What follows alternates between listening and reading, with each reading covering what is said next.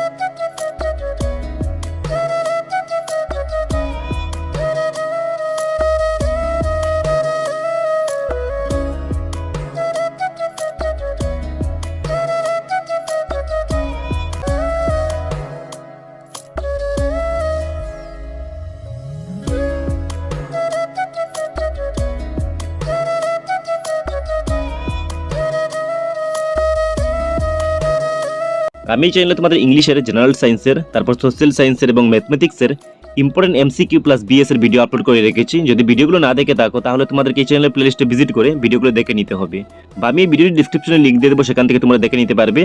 এবং তোমাদেরকে আমি আবারও বলছি যে তোমরা এক্সামে ভালো স্কোর করার জন্য তোমাদের এই 4টি বইয়ের লেসনগুলো ভালো করে লাইন বাই লাইন স্টাডি করতে হবে।